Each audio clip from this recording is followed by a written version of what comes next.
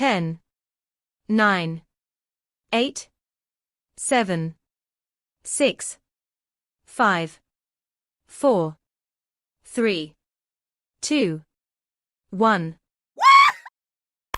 Welcome to EnigmaCast, aka Enigma Live. I promised you guys I would start going live once a month on the show, and that's what I did. And if I'm doing this right now correctly, I should be live right now both on YouTube and on Rumble. So bear with me if I've got some hiccups in here and get everybody a chance to jump into the stream. I just put the post out a little bit. I got my text, I got my chat set up. So let's get into it. But before I do that, guys, I got a quick little few channel announcements to make. First of all, tonight, everybody, we're celebrating our 100th episode of EnigmaCast. I cannot actually believe it that we are 100 episodes into this show. I remember starting it back in the day, and I tell you what, man, I'm just pretty tickled how far we've came and how great everything has turned out, man. Yes, I actually used the word tickled right there. It just came out. That's me being my natural self right there, everybody. Also, another big announcement to make. I've been going through your emails, checking in with everybody, taking in all your channel suggestions that you were looking for, and I put some of those into practice. I'm happy to announce that by the end of this week, we will be on every major streaming platform on the world. Spotify, Apple Podcasts, Amazon Music, and like 7 or 8 others that you guys sent that you wanted me to get on. And I did. I'm waiting for one more email to come in and push me back across. So I'll have that set up. One more email to have the stream set up on that platform, and we'll be good to go. I'll be releasing that probably sometime early next week. So you guys can listen to me in the car. It's going to be real easy. It'll all be in the link tree, or it'll be on the Spotify homepage where you guys can go and listen to it wherever it is. Anyways, enough of that, nerds. You know how we do around here. We're about to get into some cool stuff tonight. So this was another topic that has been sent to me by several people out there, asking me to take a look at it, asking me to get involved in, and asking me to, my opinions on it. I actually saved this episode for the 100th episode because we got it, a little bit later down there. Checking in. How you doing, Robert? What's going on, buddy? Welcome to the chat right here. We're just going live. Checking in on YouTube. Good to see you, buddy. And so to tell everybody, I saved this topic and I went into it. And I got a pretty good research done, and we'll dig into it EnigmaCast style. So if we're ready, let's get into it here. How everybody on? What's going on over there on Rumble? We're live on 2 streams. Everything looks good. And we're live on this side on YouTube. So tonight, we're going to be talking about a creature I had no idea existed. I got about 7 emails for it over the last, 3 or 4 months asking me to look into it. And so tonight I did. We're going to be talking about this creature called MoMo, which is short for the Missouri Monster. And again, I didn't know much about it. I didn't know anything about it until about 4 days ago when I dug in and chose it for the topic for our 100th EnigmaCast episode. If you're finding us for the first time, you found us on our 100th episode, so you got to get us a subscribe and give us a thumbs up. Or give me a thumbs down. But if you give me a thumbs down, at least have the cojones to let me know why you gave me a thumbs down in the description of the video. So let's get into this, y'all. So, you know how we do around here. I'm going to give you the who, the what, the when, the where, the why, and my personal opinions on the matter at the very end. So let's get into it. So the Missouri Monster, aka the MoMo, wait for it, is out of Missouri. And the earliest reported date that people like to talk about was that this creature was first sighted July 11th, 1972, at this place called, at the base of this pretty big hill called Marzolf Hill, Marzolf, Marzolf Hill, on the outskirts of Louisiana, Missouri, in this place called Pike County, Missouri. But actually, during my deep dive, I actually came across an earlier sighting that no one seems to want to talk about. And that was a whole year early, in July of 1971, on Highway 79. This has a police report along with it. 2 women driving along Highway 79 north of Louisiana, Missouri, saw a tall, hairy creature crossing the road, right? And they reported it. They called the police on that. So, okay, Robert's checking in from Danbridge, Tennessee. Robert, if you don't know, man, I was born in Johnson City, Tennessee, up there in the Northeast, man. Welcome in. I was talking to some people in the chat earlier from Mountain City, Tennessee. So we got Danbridge checking in up here. Good to have you, Robert. So anyways, these two ladies reported this creature a solid year earlier in July of 1971. They were on this place called Highway 79. There's a police report. We'll get into that as we go along.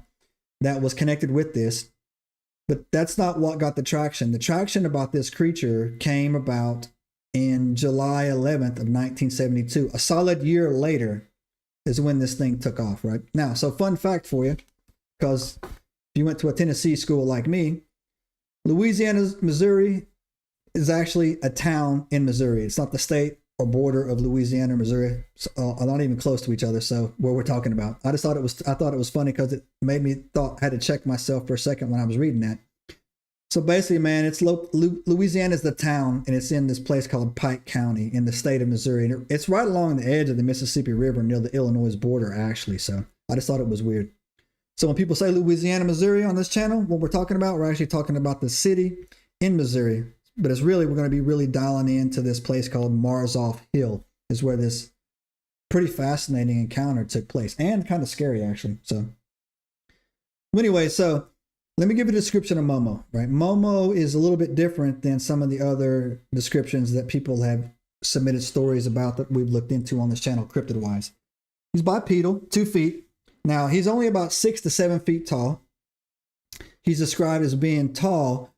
He's covered in hair, but actually not very long hair from the multiple descriptions that I was actually reading. It's foul smelling like you wouldn't believe. They say he stinks a lot, smells really bad. But his head is what really threw me off a little bit for the description when I was looking into this, how he was described. He's described as basically having a pumpkin-sized head, but no neck. And when I looked into it more, I didn't know if they were trying to describe whether he just had really strong neck muscles that appeared to have no neck, like built like this linebacker, or that he's literally just had no neck, that he was just like right there across his thing. And to be honest, I couldn't find any verification description one way or the other. So when they say he has no neck, I don't know what that means, but his head is described as being like a pumpkin head, right? His face is also completely obscured in hair, which another thing that I thought was odd about, this encounter, right? His appearance, glowing red or orange eyes, and he has a nauseating stench. And I'm going to get into some of the comparisons with Momo here as we move along, right? So let me set the scene for you guys. All right. So the most famous story about Momo was the one I looked into that we're going to go over tonight. So the story takes place July 11th, 1972. And it takes place in this very rural area at the time called Marzolf Hill. It's on the outskirts of Louisiana, Missouri, again, in Pike County. So it's in the country, right? Is this a regular summer night, man? I don't know if you've ever been in the South even though Missouri is probably not considered the South, but humid, cicadas, hot. 1972, these people were poor, no air condition. So this is how it is. It's dusk, the sun's going down as well. And it's literally described when the lady did the description. She said it was a humid summer night, and it's over a river town, of Missouri, close to the Mississippi River. Now, families are, about this time. I couldn't get an exact time to dial in on it, but they said it was late in dusk. They were finishing eating their dinner. The boys that were in this reported they were outside trying to catch fireflies, and they could hear the cicadas chirping in the woods, right? The woods of Marzolf Hill. And, they could hear the cicadas. They're running around. It's 2 boys out there. And the boys' name are Terry and Wally Harrison. And their sister, Doris Harrison, was a 15-year-old girl at the time, Doris. And she was in the kitchen, cleaning up, putting away her chores and, doing stuff like that. And according to Doris, she could see through the window. One of the doors were open. The window was open. It was hot. Had a screen door there. She could see the boys playing. She said that, Terry And while they were just outside being wild, just, running off dinner, and they were near the tree line, which was nothing uncommon at all, right? They had no fear. She said they would go in and out of the woods all the time, right? Just boys being boys. And I think one of the boys was 11 and the other boy might have been 13, or one was 10 or one was 12. So it's a 2-year age gap. So these boys are, old enough to take care of themselves at the time, right? And Doris Harrison replays the account that she was looking up, they were out the window, and they were playing. She was looking down, she was doing her chores. She could hear cicadas in the tree line. Nice summer, humid night in July. Their house, of course, was made of wood, screen doors. And she said that all of a sudden she just noticed that all the cicadas just stopped. She said it just got stopped. She just said the cicadas were so loud that when they stopped, she could tell that, something was off, right? And she could tell that, something strange just caught her odd. So what she did is when she looked up, she could still hear the boys playing. But when she looked up, she couldn't see anything, right? Anything strange is what I mean. She could still see the boys playing. It got quiet. She looks up. They're out there. She doesn't know what's going on. But she said something strange. A scent caught her attention, right? She could smell something weird, right? So she walks from the kitchen outside, opens up the screen door, steps out on the screen door, and the boys have frozen. Both the boys are standing there. Facing the tree line, they've frozen. This stench, she hits her so hard, right, that her eyes started watering. The family dog came outside with her, and she said that when the stench hit her so hard that her eyes started watering, the dog literally started retching. It started gagging. A dog. And I don't know if you've ever seen what a dog can eat, but if you want to make a dog, vomit, it's pretty hard to do. But she said the dog actually started vomiting, right? All this is going on, and then all of a sudden she hears what she reports as like this, I'm quoting her now in the police report, an ear-splitting scream comes from the woods, right? But then, same time she hears that scream, her brothers scream, right? Not as loud, but she said just as loud. And she freezes because then her eye in the tree line, her eye catches something that just is there. And what she says is she says she sees this MoMo, this Missouri monster. She said it was 6 to 7 feet tall, very muscular looking. And it was, don't flag me, YouTube. It was covered in blood and it was holding a dead dog in its arms, right? It had a dead dog in its arms, and it was covered in blood. And she said it was disgusting looking. It was matting, right? And she said what little hair it had was tangled, right? And it's holding, a dead dog. And it just doesn't move. It just stares at her, right? It locks eyes with her. And actually, when I read this, I don't think it was actually looking at her. I think it might have been looking at the dog, right? And but it locks eyes in her direction. She's frozen, right? I'm taking my notes down here. It's just staring at her after it just let this ripping scream out of it, right? And again, she's reporting smelling rot and decay. She described it as smelling rotting flesh. That's literally what she described it, right? And the dog is retching. And this odor of the MoMo is actually so strong, according to her, that it starts wafting through the entire house. So it's coming, the odor is so strong from the tree line that it hits her, makes the dog start retching, and then is literally filling her house with this odor, right? And I'm going to take a pause right there because that reminds me of another thing that we did when I was looking at the monster out of West Virginia. I'm drawing a blank on his name right now.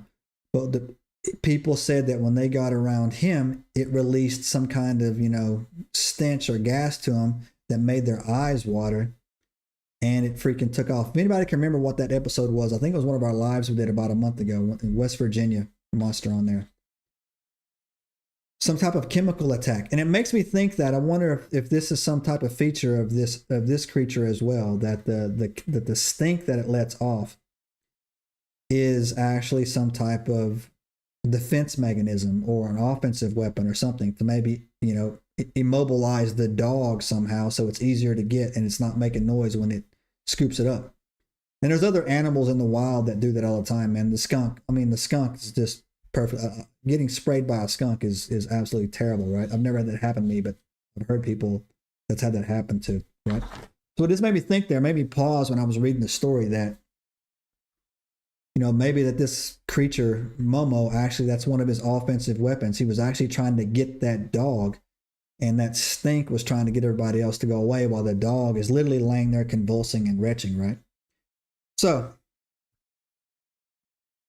after that went down, right, let's get back to it. Doris finally snaps out of it. She realizes she's in danger. She's in danger. Her brother's in danger. Her brothers are still standing there frozen somehow, right? They haven't moved. So then Doris screams at them, get in the house. She screams at them, right? Come inside, right? And these boys book, man, they break. They come running right at her 100 miles an hour, man. She freaking grabs the dog, pulls the dog inside, slams the door, and then a couple of these poor Flatwood monster. Thanks, Robert. Thanks, big guy. Flatwood monster right there. Give it up for the chat right there.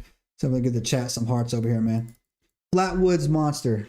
Let me get back to what I was talking about. Yeah, the Flatwood monsters did the same thing when they investigated it. They said they went up there to do it, and it released this chemical smell on it, right? And again, I thought to myself that I thought the Flatwood monster was actually some kind of droid. This one I did. You can go back into the archives and saw that the way they described it. But again, with this Momo creature, the stink was repulsive to Doris, and the boys made their eyes water, but it literally made the dog start convulsing and retching, right? And it was like projecting toward the house and going through the house, right? So I don't know, man. I don't know why it came to me. Maybe just think that it was some type of maybe chemical attack that it could let go like a skunk, right? Like a predator thing. Anyways, she screams at the boys, get in the house, right? So the boys, man, they turn around and, I can just visualize in my head, man. I don't know why I think they're barefoot in my mind. I don't know why, man. So they're running towards the house as fast as they can, man. They get in there. One of the three grabs the dog, pulls the dog in. She slams the door, and then she immediately runs around the house, man. It starts, pulling down windows and locking the doors. But again, now this house is one of those old, if you ever grew up in Tennessee, right, and you see them all the time, man, like one of these old abandoned, just wooden plank houses with probably no insulation in it, right? So she rounds everybody up. The crazy thing about the story, man, is I couldn't find any reference to her parents. I couldn't find if there was any other adults in the house. From what I could tell, it was just her and her brothers, right? So if anybody else has more detail on that, if her parents are actually there, man, let me know again in the comments of the video as we get going with it. But here's the strange part. The strange part for me, right, is that when she slams the door, she locks it down, they run to a room, they're huddled up, right? This thing, she says, through the window, she's looking for it. It's not there. It's gone. She can't see it anymore. So her mind, she thinks it's coming towards them, right? So that's why she gets all her brothers together, and they're literally huddled up, and they're, trying to, stay, safe.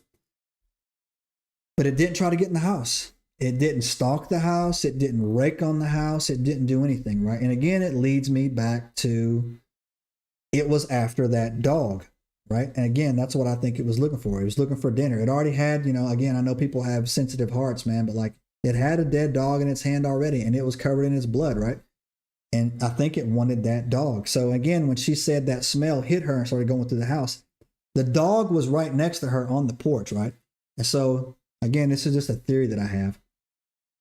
But anyway, so they stay awake, man, all night long, huddled in this house, right? Her and her brothers, right? They won't leave again.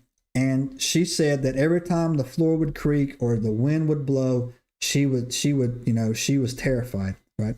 And again, this was so traumatic to her, right? That when the morning time came around, I couldn't find any reference to her parents, but they left. The Harrisons packed up, it says they packed up everything they could grab, get out of there. And they went and stayed at a relative's house. And the thing I couldn't find in here again, because in the reports or anybody's eyewitness accounts or anything, I don't know if they ever went back. All I know is they left. They left the house after one night of terror, but this thing did not harass them at all. And they left, right? Again, this is 1972, small town. Word spreads like fire, right? What went down out there at the at their house, I'm gonna get their name, at the Harrison's house out there in Marzolf Hill or whatever. Word took off in this county, man. Pike County got lit up, right? And they took this really, really, really serious, right? And I think that might have took it a little bit serious more when I get into this right now, right? The local paper ran the article about a Missouri monster. Hunters went out there trying to get it, and they went out there in packs of 3, 4, 5, up to 10 to 20 out there in these woods trying to kill this thing, right? Trying to look for it, right? And here's one of the reasons why I chose to do this case or this investigation or this deep dive. If you watch my channel at all, you know there's one thing I look for when it comes to these types of, occurrences, and that's police reports. And there's actually there's 2 police reports on this. There's a police report on this. Police Chief Shelby Ward, that's his name. That sounds like a sheriff's name to me. Shelby Ward, right there, from Pike County Sheriff's Department, right? Investigated this. Shelby Ward was also the guy that took the report from the ladies back in July of 1971 on Highway 79. Shelby Ward took that police report of something strange, right, out there in the woods or crossing the highway. So the reason why I like police reports is because people give their names. They don't try to hide behind, a mask and say this happened or other. It affected them enough that they gave a police report, and the town took it very serious. And the reason why I think they took it so serious, Shelby Ward took it really serious, is because of the previous report that he had a year earlier around the same time. It's very fun. It's very unique to me that July was a time frame a year apart that it happened, right? So Shelby Ward actually organized, according to his words, he organized an armed posse, and he deputized 30 men. 30. He deputized 30 men from this town, right? Everybody that came out, experienced hunters, volunteer firemen, of course, the rest of the police department, just regular dudes in town. 30 men went into the woods for several days to hunt this creature down. That's how serious that Shelby Ward took this investigation, right? And the papers ran it as well. Now, here's where we start getting into the first steps of what I call physical evidence. Now, we already got the, 3 eyewitnesses, and, of course, they'll, people will dismiss, oh, she was a 15-year-old girl, hysteria. I think 15-year-old girls back in the 70s were built different than they are today. No offense to any 15-year-old girls in 2025. But Shelby Ward and these guys, they actually found footprints, right? A lot of footprints. They were easily picked up the trail from where the boys described it was standing. They easily found the trail that it was in, and they pressed into the woods, right? And very interesting, when I'm going to get into this, right, is they find huge 3-toed footprints, deep impressions in the mud, right? And they could still smell that stink. Like 3 or 4 days later, they could smell it, right? They could still smell it. What's going on, my man? Treble's in the Rumble side over there on the chat. What's up, Treble? Talking about the MoMo here, brother. But they could still smell it, right? It was hanging in the air. And if you've ever seen a skunk spray something, a car, or run over a truck, get hit by a truck, it lingers there as well. Now, another interesting fact that a correlation that I was able to put together with this case is 3-toed footprints. And if you've watched my channel, I've talked to several people. I've did my own research. I've did my own knowledge looking into it, man, that there's, again, it's one of the reasons why I think that this Bigfoot phenomenon is a legit phenomenon, is because you find castings of 5-toed, 4-toed, and 3-toed bipedal creatures, right? And the 3-toed ones are always the most evil and aggressive ones, especially down in Louisiana. For some reason, man, the 3-toed skunk apes, I don't know what they call them in Louisiana, the Rougarou, whatever they call them down there in Louisiana, man, are just incredibly aggressive. People have sent me stories about hog hunting in Louisiana and being ran out of there by these three-toed freaking crazy things, right? And I have my own theory on that I'll get into at the end. The difference between the 5, the 4, and the 3-toed, right? I'll get to at the very end out here in my notes sections. Anyway, so back to the chase, right? So Shelby Ward and his boys out there, 30 men, 30 deep with the newspaper in there, deputized, ready to go, shoot on sight orders, man. They hunted this thing for 3 days, which I thought was impressive, right? I don't know if they were working in shifts, but I do know that they were using the house that this happened in as like their little base camp, right? That's where they set up. I don't know, in 1972, I don't think they had radios, like communications like sophisticated like we had right now. So I don't know how they were communicating in there. I don't know how the command post was going on there. But the point of operation was at this house that the incident happened at. 30 guys were deputized, and they were all in the woods, armed to the teeth, they wanted to drop this thing, right? They were doing it, right? Here's the crazy part, right? Here's the crazy part that goes into it, or the crazier part that goes into it. All 3 nights in those woods, they saw orbs. They saw orbs in the woods all 3 nights these men were in there. And they said there was flickering lights between the trees. Hunters were out there in groups of 3 or 4 together. They didn't go out in pairs. They went out in groups of 4. They all stayed together. They all reported, all 30 of them reported individually or as a group that they were being watched, that something had eyes on them. This is their accounts, right? Go look it up. Shelby Ward, Pike County, Louisiana, Missouri. They said something was watching them. They heard screams. They heard the same type of screams that were going on.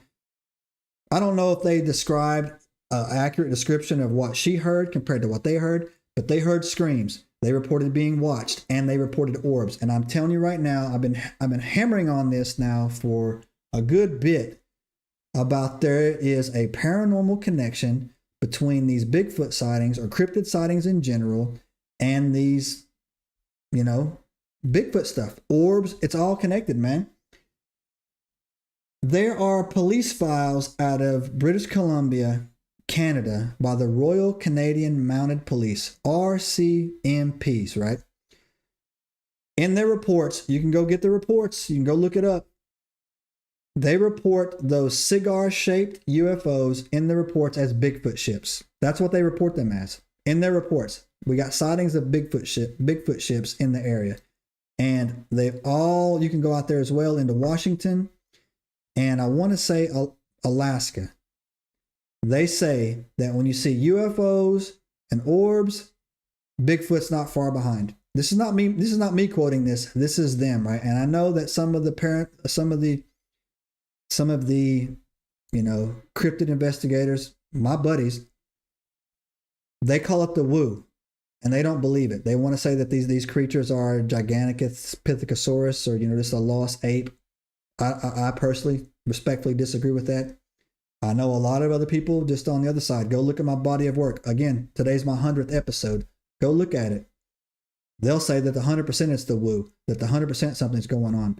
And for me, I actually think that when people are doing these investigations and they see these things happening, they just write it off. They're looking for Bigfoot. When they see an orb, like, oh, that's crazy. Oh, that's wild. Oh, that's crazy. That's wild. So, no, there is a connection to it, and I think that it's worth the effort to look into. So, anyways, back to it. They reported seeing orbs. They reported seeing howling in there. They reported seeing watch. They were in the woods for 3 nights. 3 nights they were looking for this thing, right? Plenty of 3-toed footprints they found across it, man. Now, after that, again, which is very, very common for these things that we look at, it just stops. It just goes away. No more screaming, no more orbs, no more nothing. It just quits. Every other Bigfoot, cryptid, dogman thing that we talk about or we get into on that, it's all how they end. It just stops. Whatever it is just gone. right? And again, that leads me to believe that there's something more going on to this. I don't have the vocabulary for it. Interdimensional, stepping inside of trees, portals, orbs, you know, predator technology. I've seen all these videos, man. I've seen them all, right? And again, it's reported globally. So it just stops, right? Now, right there, it stops the hunt, but right there is when the legend literally takes off. And MoMo, the Missouri Monster, becomes a freaking mainstay for Louisiana, Missouri, right there along the Mississippi River, right? And it's actually became more than that. You know, I'm late on reporting this, but people have sent me this, 6 months ago. Like I said, I had so much going on. I'm just now getting caught up in everything. That MoMo is actually right up there with the Flatwood Monster, with the Patterson Gilman films, and the Samurai Chatter, right? It's one of the pillars in the community, right? And so here's another thing too that's cool, is that I thought it was cool. 50 years later, right, or longer, this town in Louisiana still remembers this stuff. It has the same effect as the Flatwood Monster, as the Mothman, as, all this other stuff, as the Pascagoula, UFO abduction down there in Mississippi, right? The town takes on this persona and it doesn't die, right? Now, of course, man, a lot of people came in, dude, and they'll try to say that, it was a misidentified bear. Just stop with that, man. I cannot stand. I used to have more patience for them. I cannot stand it when people want to come in and say it's just a misidentified bear. If you've been in the woods anytime and came across a bear, you know it's a bear. You know it's a bear, right? You've seen pictures of bears. And again, black bears are annoying. Grizzly bears, are dangerous, and white bears will murder you. That's the state, Scream. I think it's stand still when you see a black bear, or to scream at a black bear. Stand your ground with a brown bear. Die with a white bear, right? I think that's what they teach you along the way. Some clever little thing like that, right? It's not a bear, right? And I don't even know if there's any. Are there any bears in Louisiana, Missouri on the Mississippi River? I mean, are there? I don't even know, right? Some people try to tell you it was a hoax or a prank. That's even played out right there. It's definitely. Some people try to tell you that MoMo was likely a prank, though. I just don't think it is, only because it was seen a year earlier. And again, these people, left the house. It definitely wasn't a prank, in my opinion. And again, I don't know many 7 foot tall guys that want to go stand in the woods out there as well. And they ran down the escaped feral primate theory. Escaped from where? Where would a feral primate escape from, right? In that area, right? I don't even know. I dismissed all of it, right? To be honest with you, right? The 3-toed footprint, man, is what definitely gave that away for me, right?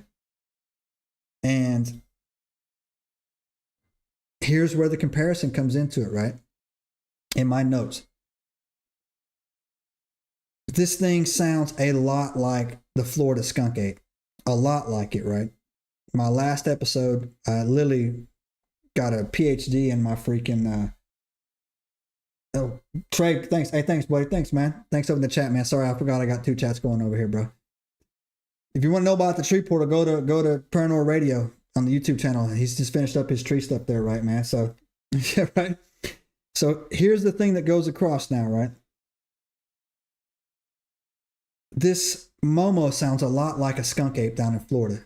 A lot like a skunk ape, right? And I just got put onto the skunk ape literally not even 3 weeks ago. And here's the similarities, right? Skunk apes are only 6 to 7 feet tall.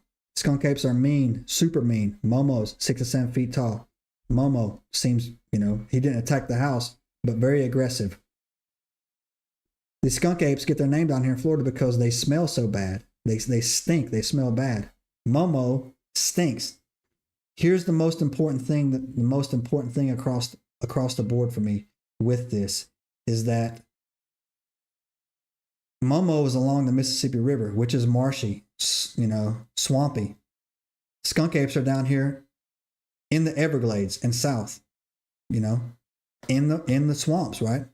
Definitely some type of swamp dwelling creature right there.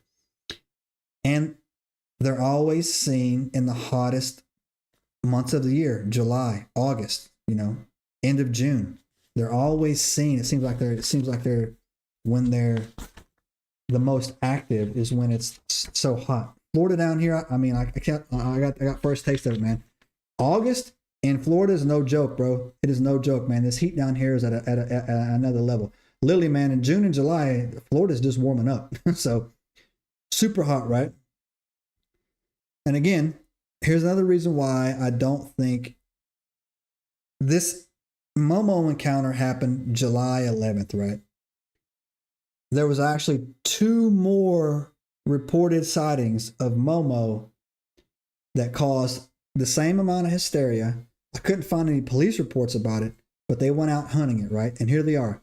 July 19th, 1972, a local resident named Elias Minor reported seeing something in the middle of the Great River Road along the Mississippi near Louisiana, Missouri. Hair as black as coal, standing 20 feet away, 7 feet tall, glowing red eyes. Boom. And that was, literally 8 days later. Or no, not even that, man. Like 7 days later, 9 days later, right? Eight days later, coming across. The other one was 10 days later, right there. 8 days later and 10 days later. Then on July 21st, it was seen again. Same place, along that road, crossed the way. This guy, again, he wouldn't give his name, so I didn't give it too much, opinion because you don't want to give your name. But again, it happened a third time, August 3rd, on Bill Sutterath's home. He's heard howls, went out, found large prints in his garden, and this is why I chose this guy to talk about. He said he saw 4 large prints appearing out of nowhere and then vanishing.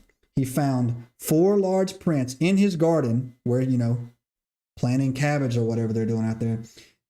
3-toed, and it looks like it showed up and then it wasn't there anymore. It goes back to my whole orb theory on that this MoMo thing, this primate thing, they're not just monkeys, y'all. And again, I was talking to somebody in my community section yesterday afternoon. These are global sightings. People have been reporting these things for over 200 years, and they were describing them the same way without having a unified word for it. For today, for example, right, we kind of know, if you do any homework, we call it the Bigfoot, the Sasquatch. Go to Australia, they call it the Yowie. Go anywhere else, they call it the Yeti. So there wasn't a word for these things, so they were just describing these creatures, as what they saw. And again, so there's something to it. So for me, wrapping it up, I'm gonna go all in on this, man. MoMo is real. MoMo is a 3-toed Bigfoot. And in closing, I'm going to give you my reference on that. And these are legitimate, credible sightings. And there's definitely some type of paranormal activity, or there's definitely a paranormal connection with these creatures that we've yet to grasp or understand. So now my theory on the 5 toes, the 4 toes, and the 3 toes, right? I actually think the 3 toes, and the reason why they're so mean, is I think, and they're physically smaller than the other ones. I think these are the Bigfoots that are freaking regressing, becoming more feral. I don't know if it's due to their breeding habits, inbreeding. I don't know what it is, man. But they're the ones that seem to be they're definitely not peaceful, right? 5-toed ones that people have told me stories about, they always seem to be the benevolent ones, just the ones that are watching. The 4-toed ones, I've heard stories both ways on that, but I've never heard of a chill story about a 3-toed Bigfoot in there. That's just my personal opinion on that, guys. But anyway, so guys, that's my story for tonight. MoMo is real, in my opinion. Missouri, if you're from that area or you know anything about Missouri or whatever, get in the comments, let us know on that. Again, we're celebrating our 100th episode on EnigmaCast, and again, let everybody know that I've completed almost. I got one more platform to do, and then EnigmaCast. All 100 episodes will be on every major streaming platform, from Spotify down to, good pods. I got like 11 of them on there. I'm waiting for one more approval to come through. and I'll publish out I've already started to update the link tree in the bio. My link tree in the bio, I've already started updating. If you want to go listen to it, Spotify, Apple Podcast, Amazon, you just name it, I'm in there, right? Just go look for EnigmaCast, right? So that's it. So I'm gonna take the chats. Robert, thanks for hanging out with me tonight, man. Thanks for going into it over there. Boy Trey over there, hey, thanks for the 5 bones, dog. Get myself some Taco Bell with that later, man. Thanks for looking out on that, man. I finished with tree portal research. I can't wait. We'll have to come on the show and talk about that, dude. Getting on to that. So tonight, guys, for the 100th episode, I dual streamed. Hope I did it right. Hope everybody enjoyed the show. We are live right now on YouTube, and we are live right now on Rumble. So the channel's doing great. So happy for hanging out, everybody, with us again. And again, everybody, if you got any comments, let us know in the description of the video what you know about Momo. Give us a subscribe, give us a thumbs up, or give us a thumbs down if you didn't like it, and let me know that. But if you give me a thumbs down, you guys better let me know the reasons why. All right, guys. So until next time, you know how we do. That's all you nerds get for $1, and we're out. Subscribe now and turn on the notifications to join us on this extraordinary journey into the unknown.